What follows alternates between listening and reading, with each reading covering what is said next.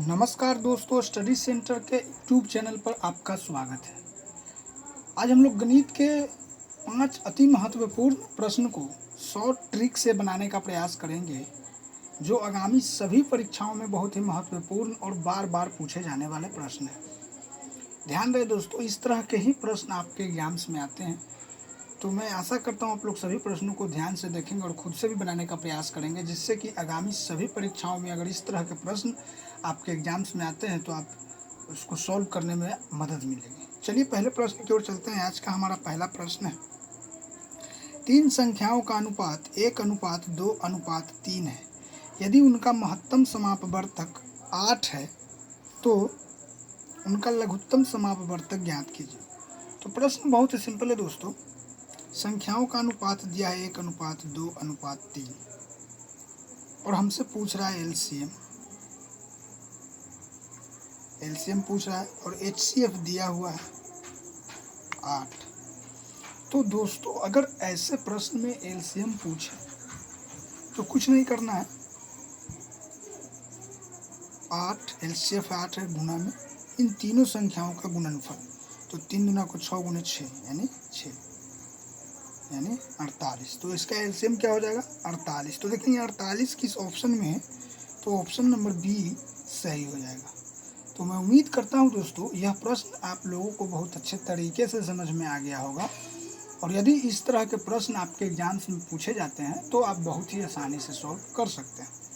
चलिए अगले प्रश्न की ओर चलते हैं। हमारा अगला प्रश्न है, यदि किसी वस्तु का क्रय मूल्य रुपये 5340 है तो वस्तु का विक्रय मूल्य कितना रखा जाना चाहिए ताकि 5% का लाभ प्राप्त किया जा सके। तो प्रश्न बहुत ही सिंपल है दोस्तों।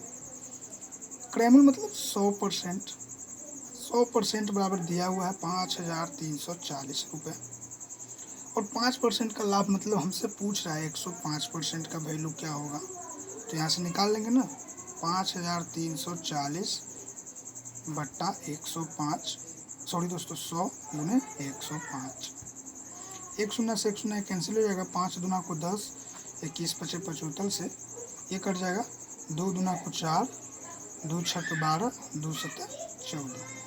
267 में 21 से आप गुना कीजिएगा तो 5607 आएगा। यानी वस्तु का विक्रय मूल्य जो है वो 5607 रुपया रखा जाए तो उस वस्तु पर 5% का लाभ प्राप्त किया जा सकता है। तो देखेंगे 5607 रुपये किस ऑप्शन में है, तो ऑप्शन नंबर ए सही हो जाएगा दोस्तों।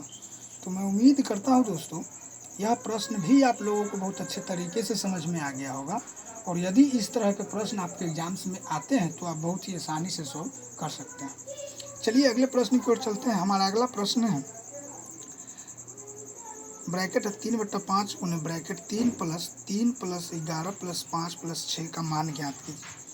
तो पहले हम लोग इसको सॉल्व करेंगे, तो इसका वैल्यू क्या आएगा 22 आएगा। 11 5 16 6 22, फिर 22 में 3 जोड़ेंगे, 22 में 3 जोड़ेंगे तो 25 होगा, और 25 में 3 जोड़ेंगे तो 28 होगा। बचेगा क्या 3/5 गुना में 28, तो क्या हो जाएगा 84/5। इसको सॉल्व कर ले, 16 × 5 = 80, 16 सही 4/5 इसका राइट आंसर होगा। तो देखेंगे 16 सही 4/5 किस ऑप्शन में है, ऑप्शन नंबर सी जो है वो सही हो जाएगा दोस्तों।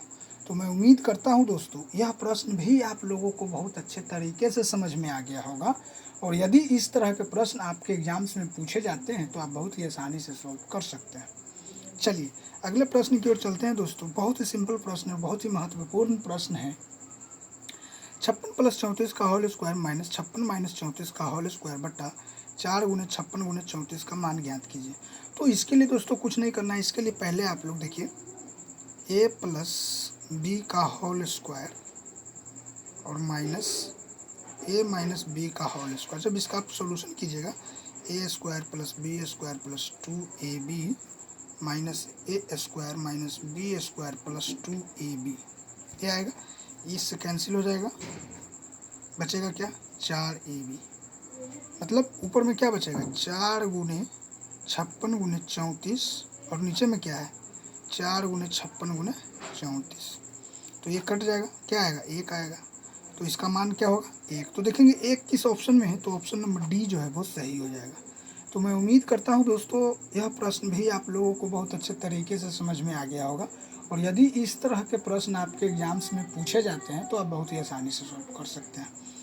चलिए आज का आखिरी प्रश्न और बहुत ही महत्वपूर्ण प्रश्न है। एक चतुर्भुज की 4 भुजाओं का अनुपात 4:5:6:7 है और इसका परिमाप 176 सेंटीमीटर है। इसकी सबसे लंबी भुजा की लंबाई ज्ञात कीजिए। दोस्तों हमारे पास अनुपात क्या दिया है, 4:5:6:7। ये भुजा का अनुपात है, 5 4 9 15 से 22। तो ये 22 जो है किसके बराबर है, 176 के। और हमसे सबसे बड़ी भुजा, तो सबसे बड़ी भुजा कौन है, 7 है। तो 7 का पूछ रहा है, तो 176/22 गुने 7 कर देंगे। तो 22 8 76 से 8 7 56 सेंटीमीटर इसका राइट आंसर होगा। तो देखेंगे 56 सेंटीमीटर किस ऑप्शन में है, तो ऑप्शन नंबर सी जो है वो सही हो जाएगा। तो मैं उम्मीद करता हूँ दोस्तों सारे प्रश्न आप लोगों को बहुत अच्छे तरीके से समझ में आ गया होगा और वीडियो भी बहुत अच्छी लग रही होगी। तो अगर वीडियो अच्छी लग रही है तो चैनल को ज़रूर सब्सक्राइब कर ले और नोटिफिकेशन बेल को ज़रूर दबाइए, ताकि वीडियो जब अपलोड होते हैं उसका लिंक सबसे पहले आप तक पहुँचे। और वीडियो को जितना ज़्यादा हो सके लाइक और शेयर कीजिए, जिससे कि अधिक से अधिक विद्यार्थियों को इसका लाभ प्राप्त हो सके। हमारी क्लासेस डेली चलती है दोस्तों, आप लोग चैनल को सब्सक्राइब करके जल्द से जल्द इससे जुड़ने का प्रयास कीजिए, जिससे कि आगामी सभी परीक्षाओं में इस तरह के प्रश्न को सॉल्व करने में आप लोगों को मदद मिल सके।